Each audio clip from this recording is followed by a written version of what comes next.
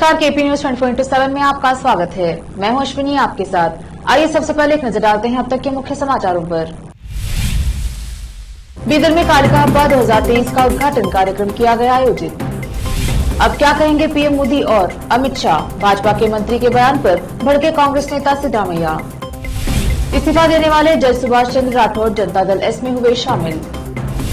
परिवारवाद क्या सिर्फ जनता दल एस में ही है, भाजपा में नहीं, बीजेपी पर जमकर बरसे कुमारस्वामी। देश की पहली इलेक्ट्रिक एयर टैक्सी जो हवा में भरेगी उड़ान।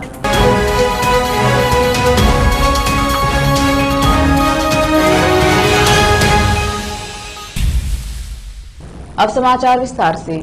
बीदर में जिला प्रशासन और जिला पंचायत, स्कूल शिक्षा और साक्षरता विभाग, जिला योजना समन्वयक एकीकृत शिक्षा कर्नाटका बीदर की ओर से 15 फरवरी से 17 फरवरी तक आयोजित होने वाले कालिका हब्बा 2023 का उद्घाटन कार्यक्रम government pre graduation college boys Bidar में आयोजित किया गया। इस अवसर पर जिले के विभिन्न इलाकों के नेतागण आदि उपस्थित रहे। इस अवसर पर अतिथियों ने संबोधित किया। इस कार्यक्रम में शिक्षक, स्कूली छात्र और छात्राओं के अलावा महिलाएं व पुरुष उपस्थित रहे।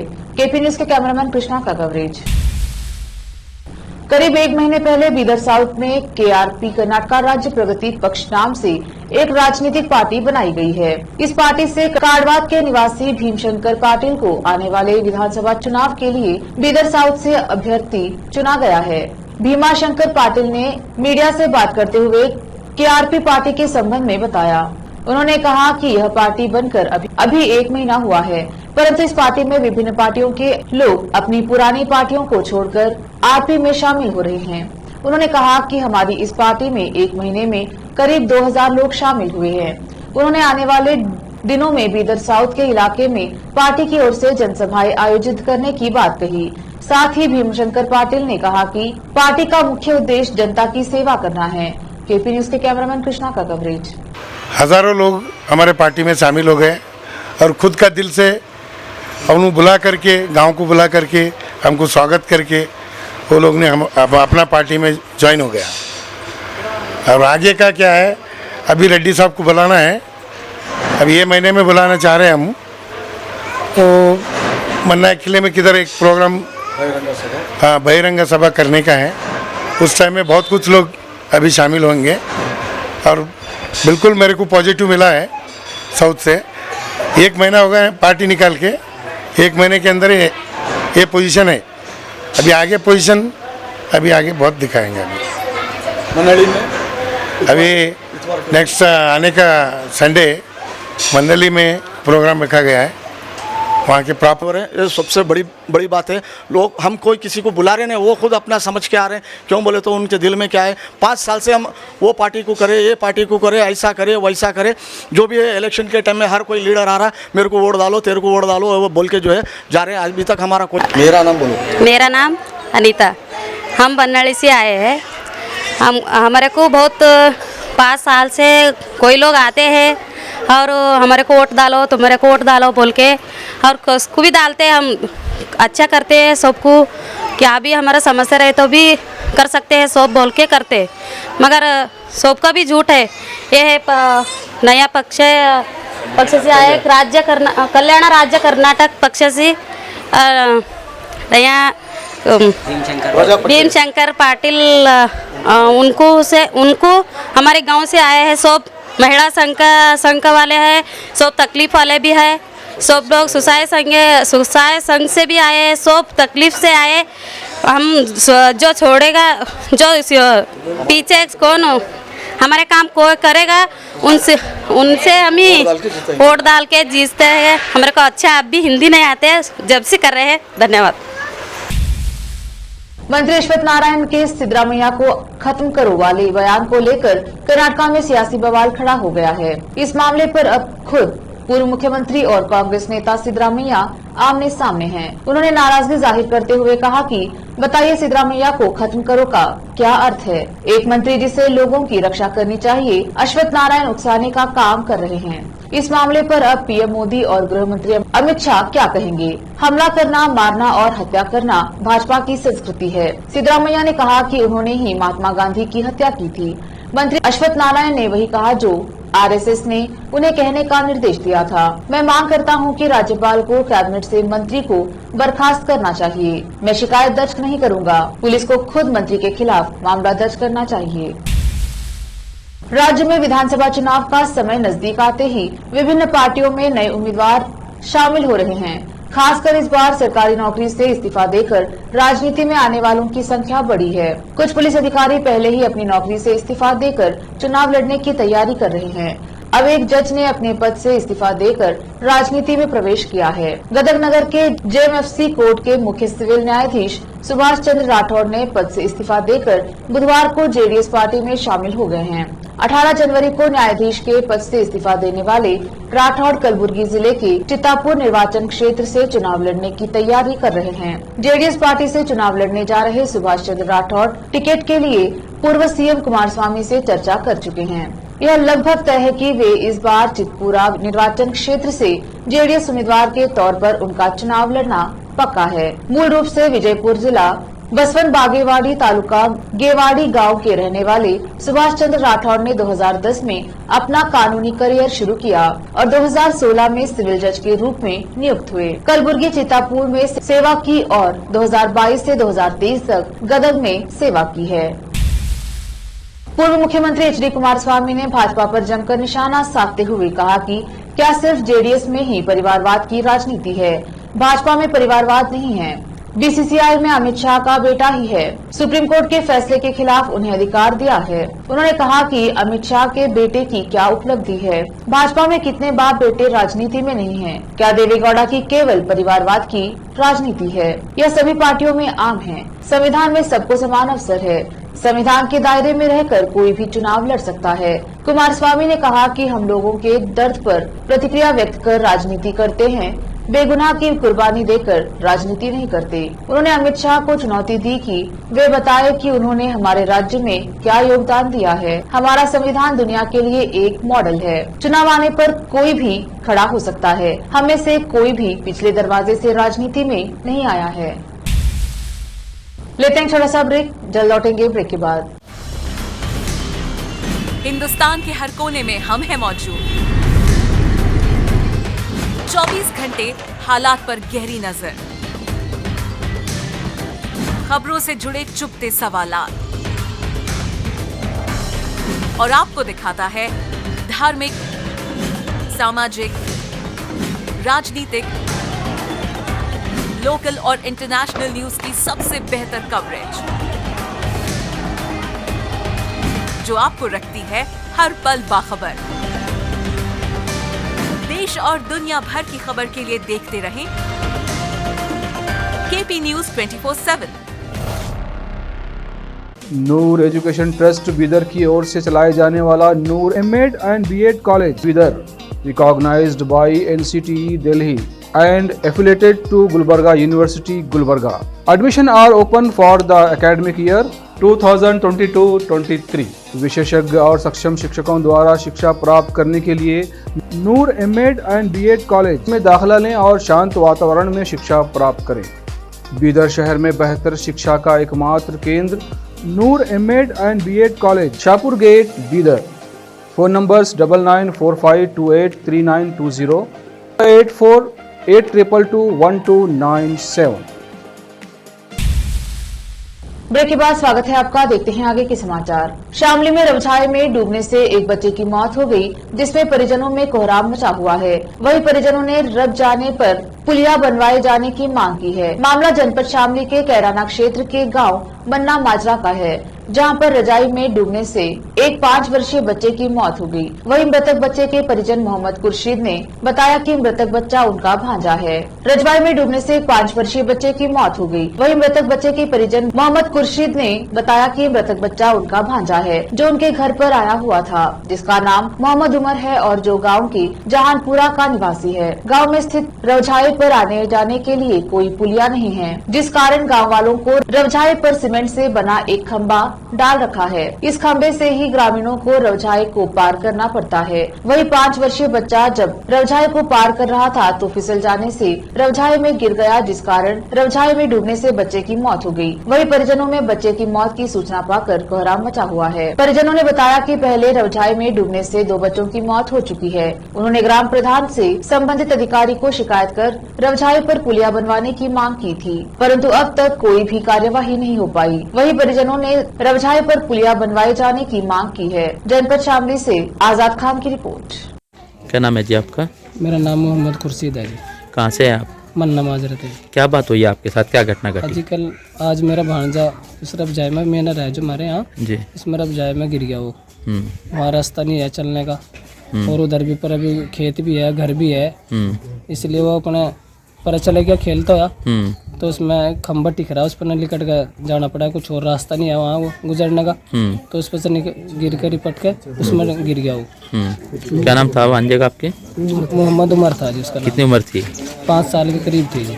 अच्छा जी, तो क्या इसकी सूचना नहीं करी आपको किसी ने? बस सूचना जी, हम तो अपने मरे उसके बच्चे के गम में कुछ पहले 5-7 दिन पहले, अभी महीने पहले ही कम बत्ती मेरा बच्चा का गुजर गया था जी। आपका बच्चा भी गुजरा था जी, 5 साल का। अच्छा, अभी इसी 2-3 महीने के भीतर 3 बच्चे गुजर गए। अच्छा, वहीं से की? जी, अच्छा, मेरे बच्चे का नाम था मोहम्मद हसन जी। अच्छा जी, तो अब आप क्या चाहते हैं? अभी हम ये चाहे जी कि उसका रास्ता हो जाए जी, वहाँ पुल बन जाए वहाँ, और वो पक्का हो जाए। रवझाई छोड़ा है ना जी, रवझाई छोड़ा है, उस पर उसके बराबर में दीवार हो जाए पक्की, दूर तक के, जहाँ तक के मकान बनने कम से कम 100 मीटर के करीब लग पक्का हो जाए, नेड़ा हो जाए, ताकि वो और किसी और का बच्चा वहाँ मासूम, जिस तरह हमारे बच्चे खप गए छोटे छोटे, किसी और का ना बच्चा वहाँ खप जाए। बस यही चाहिए जी कि वहाँ पुल बन जाए।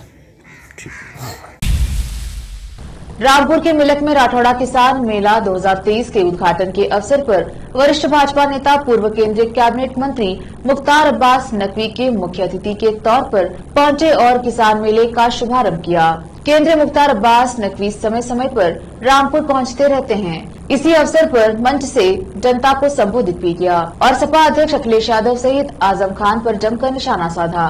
रामपुर पूर्व केंद्रीय कैबिनेट मंत्री मुख्तार अब्बास नकवी ने कहा कि दुनिया में भारत की बढ़ती धमक और प्रधानमंत्री नरेंद्र मोदी की धाक से बौखलाए हैं। विरोधी पार्टियों के लोग बीमार संस्थानों, लोगों की मोदी बैशिंग की सनक, भारत बैशिंग की साजिश का रूप लेती जा रही है। जिला पंचायत रामपुर द्वारा मिलक में आयोजित राठौड़ किसान मेला 2023 का आज उद्घाटन करते हुए नकवी ने कहा कि मोदी जी के नेतृत्व में देश में सकारात्मक, सौहार्दपूर्ण, समावेशी सशक्तिकरण के माहौल से परेशान राष्ट्रीय अंतर्राष्ट्रीय साजिश सिंडिकेट एक बार फिर से मार्केट में साजिशों की फटी संदूक और बदनामी की फूंकी बंदूक लेकर घूम रहे हैं। रामपुर से नाजिम अली की रिपोर्ट। जो लोग परेशान हैं, हताश हैं, निराश हैं, ऐसा साजिशी सिंडिकेट जो है उसकी जो भारत मोदी बैशिंग की सनक है, वो भारत बैशिंग की साजिश का रूप लेती जा रही है। और आज देश में हर दिन एक नया फेक फैब्रिकेटेड शगुफा और कहीं ना कहीं देश को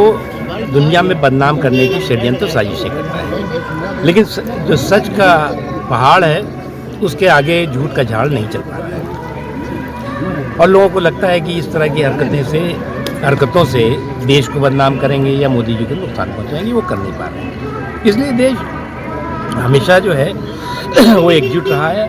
और जहाँ तक सवाल है, मोदी योगी जी ने कहा कि देश हिंदू राष्ट्र है।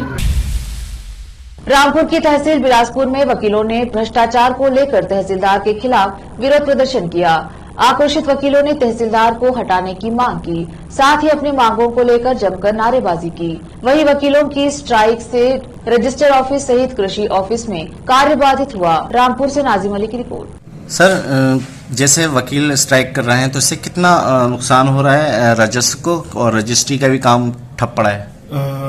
देखिए, जो हड़ताल जितने अधिवक्तागण द्वारा की जा रही है, इनकी कुछ मांगे हैं और लगातार पूर्व में भी इनके द्वारा हड़ताल करी गई थी, जिसमें मेरे और तहसीलदार साहब के द्वारा आपसी वार्ता से सभी जो नियम के अनुसार कार्य हैं उनको कराने के लिए सहमति दी गई थी। बट अभी स्थिति इस तरीके की है कि ये जो हड़ताल कर रहे हैं इसमें हम लोगों का सभी का नुकसान हो रहा है, आम जनता का नुकसान हो रहा है। तो मेरा सभी अधिवक्तागण से ये विनम्र प्रार्थना रहेगी कि सभी अधिवक्तागण आपसी सहमति से और बैठकर जो उनकी समस्याएं उनको उनकी चर्चा करें और साथ ही साथ जो नियम और शासनादेश के अनुसार कार्य हैं वो सभी कार्य मेयर और तहसीलदार साहब के द्वारा या जितने भी हमारी तहसील के अंतर्गत न्यायालय हैं उनमें संपादित किए जाएंगे। आज की इस विरोध प्रदर्शन को लेकर क्या कहेंगे, क्या मांगे हैं आपकी? देखिए, तहसीलदार बिलासपुर का रवैया अधिवक्ताओं के प्रति बहुत ही निराशाजनक है और जिस दिन से ये आए हैं अधिवक्ता काम करने के लिए वादे किए जा रहे हैं और इन्होंने उस दिन से ही कह दिया कि मैं कोई भी काम नहीं करूंगा। अधिवक्ताओं को सताया जा रहा है और हम 15 दिन से स्ट्राइक पर चल रहे थे, लेकिन 14 तारीख को तहसीलदार महोदय ने दबाव बनाने के उद्देश्य से एक नोटिस जारी करके अधिवक्ताओं को धमकाने की कोशिश की और उसे लेकर आज अधिवक्ताओं में बहुत रोष है और कलमबंद हड़ताल आज सारे काम रजिस्ट्री ऑफिस के भी और पूरी तरीके से तहसील के कार्यों को बंद कर दिया गया, राजस्व न्यायालयों के, और हम लोग स्ट्राइक पे हैं। बाकी अच्छा, आपको लग नहीं रहा है कि क्या मनमानी नहीं है? क्योंकि अभी पिछले दिनों भी पहले भी जो है ऐसी मनमानी की गई थी और जो कानून जो है पारित नहीं है उनको लागू किया जाता है। मनमानी भी है, हठधर्मी भी है। पहले हमारी वार्ता हुई थी और उस समय उन्होंने सारी बातें मान ली थी और अगले दिन ही सारी बातों से इनकार कर दिया। आज तहसील बिलासपुर में 100-150 अधिवक्ता कार्य कर रहा है।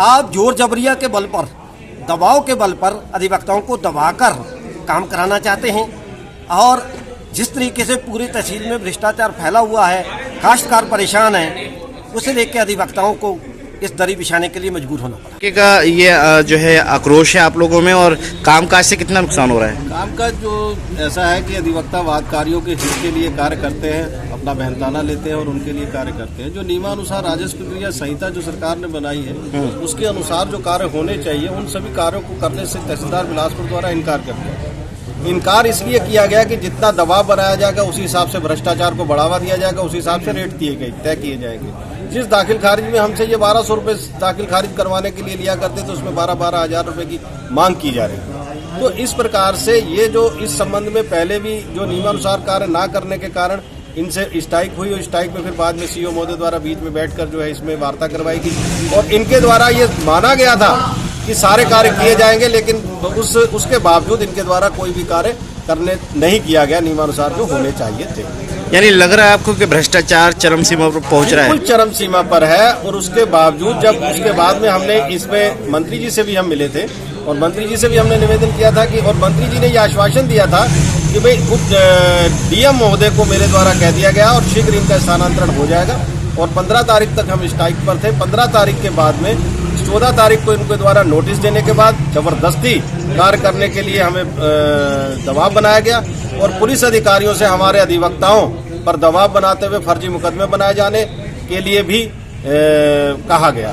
तो इन चीज़ों से जो पूरा अधिवक्ता समाज बिलासपुर का जो है वो आक्रोशित है और आज सारे दफ्तर पूर्णतया बंद हैं और अनिश्चितकालीन के लिए जब तक इनका स्थानांतरण नहीं हो जाता तब तक इसी प्रकार हम कोई कार्य नहीं करेंगे, क्योंकि ऐसे अधिकारी, भ्रष्ट अधिकारी और जो अभद्र, इनके द्वारा अपने जो पूर्वाधिकारी जो यहाँ पर तहसीलदार रहे उनके विरुद्ध अभद्र टिप्पणियां की गई कि वो जो है वो कुछ जानते ही नहीं थे और वो बेवकूफ थे, गधे तक कहा गया अपने पूर्वाधिकारियों को इनके द्वारा। तो ऐसे अभद्र व्यवहार करने वाले अधिकारी के साथ हम। बिजनौर के एसपी दिनेश सिंह को पैरालिटिकल अटैक आया है, जिसके बाद एसपी को बिजनौर से हायर सेंटर के लिए रेफर कर दिया गया। बिजनौर वासियों ने उनके जल्द स्वस्थ होने की कामना की। एसपी के सीयूजी नंबर पर पीआरओ ने की तबीयत खराब होने की पुष्टि। बिजनौर एसपी दिनेश सिंह की तबीयत बिगड़ने पर प्रभाकर चौधरी को नियुक्त किया गया। बिजनौर में आगामी त्योहारों के मद्देनजर आईपीएस का कार्यभार संभालेंगे प्रभाकर चौधरी। एसपी बिजनौर दिनेश सिंह की अचानक तबीयत बिगड़ने के कारण नोएडा के फोर्टिस अस्पताल में भर्ती किया गया है। जनपद बिजनौर से शादाब इदरसी की रिपोर्ट। जनपद बिजनौर के थाना नूरपुर क्षेत्र के पश्चिम उत्तर प्रदेश व्यापार मंडल के पदाधिकारियों की ओर से शहीद तिराहे पर स्थित पंडाल लगाकर चलते कवारियों को फल फ्रूट और मिष्ठान और दवाइयां वितरित किए जाने का एक कार्यक्रम आयोजित किया गया। इस अवसर पर पहुंचे थाना प्रभारी SO नीरज कुमार शर्मा और भाजपा के नगर अध्यक्ष धर्मेंद्र जोशी ने कार्यक्रम का फीता काटा और सभी पदाधिकारियों ने मिलजुल कर इस कार्यक्रम में भाग लिया। बता दें कि कार्यक्रम के अनुसार चलते कांवरियों को नूरपुर पुलिस और व्यापार मंडल के पदाधिकारियों द्वारा मिष्ठान और फल फ्रूट और दवाइयां भी वितरित की गई, जिसमें दूर चल रहे कांवरियों को सभी पदाधिकारियों ने पहुंचकर सभी चीजें वितरित की। वहीं मौके पर मौजूद पश्चिम उत्तर प्रदेश के प्रदेश अध्यक्ष तस्लीम अहमद इदरसी, भाजपा के नगर अध्यक्ष धर्मेंद्र जोशी, थाना प्रभारी निरीक्षक नीरज कुमार शर्मा और नूरपुर पुलिस मुकेश जोशी, प्रणय मन्नू गुप्ता, सरदार प्रवेश सिंह, नूरपुर नगर पालिका प्रत्याशी अकरम जमील, डॉक्टर खलील, वरिष्ठ पत्रकार नितिन जोशी, अंकित जोशी, वरिष्ठ पत्रकार सरदार गुरवंत सिंह, मुकुल गुप्ता, असलम मालिक, एडवोकेट अजय वीर चौधरी, भाजपा नेता पुष्पेंद्र शेखावत, व्यापार मंडल के आदि लोग उपस्थित रहे। जिला बिजनौर यूपी से शादाब इदरसी की रिपोर्ट। फिलहाल वक्त एक और छोटे से ब्रेक का, जल्द लौटेंगे ब्रेक के बाद। हिंदुस्तान के हर कोने में हम हैं मौजूद। 24 घंटे हालात पर गहरी नजर, खबरों से जुड़े चुपते सवालात और आपको दिखाता है धार्मिक, सामाजिक, राजनीतिक, लोकल और इंटरनेशनल न्यूज की सबसे बेहतर कवरेज, जो आपको रखती है हर पल बाखबर। देश और दुनिया भर की खबर के लिए देखते रहें KP News 24/7। Noor education trust Bidar की ओर से चलाए जाने वाला Noor MEd and BEd college Bidar, recognised by NCTE Delhi and affiliated to Gulbarga University, Gulbarga. Admission are open for the academic year 2022-23. विशेषज्ञ और सक्षम शिक्षकों द्वारा शिक्षा प्राप्त करने के लिए नूर एमएड एंड बीएड कॉलेज में दाखिला लें और शांत वातावरण में शिक्षा प्राप्त करें। बीदर शहर में बेहतर शिक्षा का एकमात्र केंद्र Noor MEd and BEd college, Shahpur gate, Bidar. Phone numbers 9945283920, 8482221297। Break के बाद स्वागत है आपका। देखते हैं आगे के समाचार। रामपुर थाना सिविल लाइन क्षेत्र के द ओपल होटल में नाबालिग बच्चों को परोसी गई शराब, जिसके बाद नशे में चूर नाबालिग छात्रों में हुई कहासुनी होने पर छात्रों में हुई आपस में फायरिंग। घटना के बाद मौके पर पहुंची सिविल लाइन पुलिस ने 3 नामजद छात्र और एक अज्ञात के खिलाफ कार्यवाही की। 2 छात्रों को लिया गया हिरासत में। रामपुर की थाना सिविल लाइन पुलिस फायरिंग की घटना की कई एंगल से कर रही है जाँच। होटल स्वामी के खिलाफ भी होगी बड़ी कार्यवाही। एडिशनल SP ने कार्रवाई किए दिए आदेश। रामपुर से नाजिम अली की रिपोर्ट। एक प्राइवेट स्कूल है, उसके 12th के छात्र थे, उनका सेशन समाप्त हो गया था और अभी CBSE बोर्ड की परीक्षा उनकी शुरू होने वाली थी।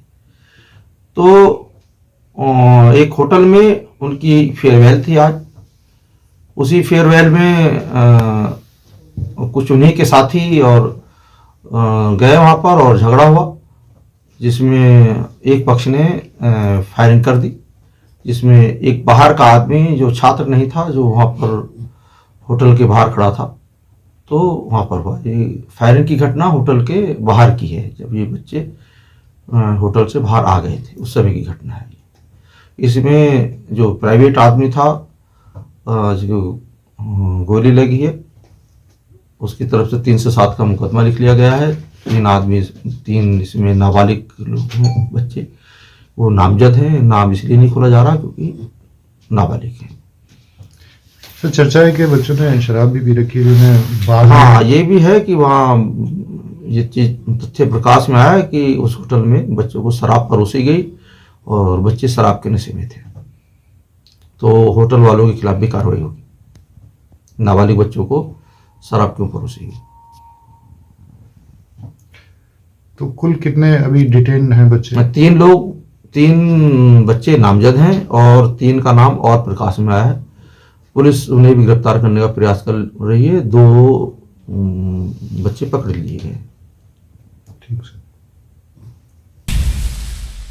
जनपद बिजनौर के थाना नूरपुर क्षेत्र में चौकी गोरक्षा धान क्षेत्र में लगने वाले गांव में एक ही रात्रि में एक साथ 2 गांव में अज्ञात चोरों ने चोरी की वारदात को दिया अंजाम। आपको बता दें, दरअसल पूरा मामला थाना नूरपुर क्षेत्र के पुलिस चौकी गोरक्षा धाम क्षेत्र के गांव का है, जहां पर ग्राम पिपला, जागीर और जाफराबाद कोराई में एक ही रात्रि में अज्ञात चोरों ने चोरी की वारदात को अंजाम दिया है। जिसमें बता दें कि अज्ञात चोरों ने नलकूपों की मोटर और स्टार्टअप खोल के ले गए और चोरी की वारदात को अंजाम देकर फरार हो गए। लगभग 10 नलकूपों की चोरी का मामला कुछ दिन पहले ही सामने आया था, जिसमें अभी तक कोई खुलासा नहीं हो पाया है। उसी के चलते देखा जाए तो पुलिस चौकी गोरक्षा धाम की पुलिस नाकामयाब होती नजर आ रही है। बता दें कि दम पर दम चोरी की वारदात बढ़ती ही जा रही है, जिसके चलते अभी तक कोई खुलासा नहीं हो पाया है। जिसमें पीड़ित भारतीय किसान यूनियन के ब्लॉक अध्यक्ष मोनू चौधरी का कहना है कि पड़ोसी राज्यपाल सिंह ने थाने में तहरीर देकर बताया कि खेतों पर नलकूपों से मोटर और स्टार्टअप चोरी का लिया गया है। चोरी की वारदात को अंजाम देकर अज्ञात चोर फरार हो गए। हमने पुलिस को सूचना दी है, जिसमें मौके पर पहुंची पुलिस ने घटनास्थल का निरीक्षण करते हुए बताया कि आपकी रिपोर्ट दर्ज कर ली गई है और इसी के अनुसार कार्यवाही की जाएगी। जिसमें पीड़ित मोनू चौधरी का कहना है कि इसी के चलते कुछ दिन पहले भी किसानों के नलकूपों की लगभग 10 मोटर और स्टार्टर की चोरी का मामला पहले भी सामने आ चुका है, जिसमें अभी तक कोई खुलासा नहीं हो पाया है। नूरपुर पुलिस से निवेदन है कि जो किसानों के नलकूपों की मोटर और स्टार्टर चोरी अज्ञात चोर चोरी कर रहे हैं, उनको जल्द से जल्द पकड़कर कार्यवाही की जाए। क्या नाम है आपका और कहाँ के निवासी? मोनू चौधरी, युवा ब्लॉक अध्यक्ष, भारतीय किसान यूनियन। क्या है चोरी का मामला? चोरी का मामला ये है, हमारा ग्राम पीपला जागीर, हमारा श्रम का आज मोटर खुल गया है और उसमें तो तार चोरी हो गया। एक और हमारे पड़ोस में लक्ष्यपाल सिंह हमारे चाचा जी, उनका भी 12 पे से मोटर खुला, स्टार्टर तोड़ दिया, उसमें तांबा निकाल लिया। अभी 20 दिन पहले ग्राम बिजनगला, इसमें 10 मोटर का इसी तरीके से तांबा निकाल दिया गया है। और सुबह जब हमने पुलिस को सूचना दी तो घटना स्थल पर दरोगा पहुंचे और वहाँ घटना स्थल चेक कर आ गए। अभी कोई भी खुलासा नहीं हो रहा। 20 दिन पहले 10 मोटर चोरी हो गई और 2 चोरी का अंजाम मोटर की आज दिया गया। ऐसे और पीछे सुनगढ़ गांव है जो स्वाला कला थाने में लगता है, उसमें भी 10 मोटर अभी पिछले महीने में चोरी हुए।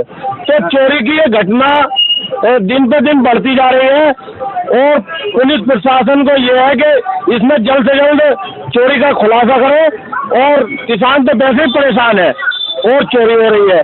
बताओ, दिन रात और रात को 12-12 बजे तक किसान अपने ट्वेल पे जा रहा है और देख रहा है मोटर, और फिर भी उसके चोरी हो रही है। हम कानूनी कार्रवाई चाहते हैं और ये चोरी की वारदात ना हो। क्या नाम है आपका? कहाँ के? वीरेंद्र कुमार, जाफराबाद को रही, निवासी जाफराबाद को रही। क्या मामला हुआ? हमारे यहाँ स्टार्टर चोरी हो गया, केबल चोरी हुआ। इससे पहले भी 10-12 को मोटर स्टार्टर खुले थे, मोटर तो ये कह सकते स्टार्टर खुले थे हम इस बोर्ड की चौकी पे, तो उसमें कोई कार्रवाई नहीं हुई। अब आपके यहाँ जो चोरी हुई है, इसकी शिकायत आपने पुलिस से की है? अभी नहीं की सर। तो अब आप क्या चाहते हैं? हम ये चाहते हैं प्रशासन इसका कुछ हल निकाल ले। अब वो दिन दूर नहीं जब आप उड़ने वाली टैक्सी से एक जगह से दूसरी जगह आसानी से पहुंच जाएंगे। बेंगलुरु के बाहर यलहंका वायुसेना स्टेशन परिसर में चल रहे एरो इंडिया शो में देश की पहली इलेक्ट्रिक एयर टैक्सी का प्रदर्शन किया गया है। यह इलेक्ट्रिक एयर टैक्सी बेहद ही खास है। फिलहाल इसका ट्रायल पर काम चल रहा है। उम्मीद है कि 2024 के अंत तक या फिर 2025 की शुरुआत में इसे लॉन्च कर दिया जाएगा। आइए अब जानते हैं इस टैक्सी की खासियतों के बारे में। आखिर में फिर एक बार देखते हैं मुख्य समाचार। बीदर में कालिका हब्बा 2023 का उद्घाटन कार्यक्रम किया गया आयोजित। अब क्या कहेंगे पीएम मोदी और अमित शाह, भाजपा के मंत्री के बयान पर भड़के कांग्रेस नेता सिद्धारमैया। इस्तीफा देने वाले जज सुभाष चंद्र राठौर जनता दल एस में हुए शामिल। परिवारवाद क्या सिर्फ जनता दल एस में ही है, भाजपा में नहीं, बीजेपी पर जमकर बरसे कुमारस्वामी। देश की पहली इलेक्ट्रिक एयर टैक्सी जो हवा में भरेगी उड़ान।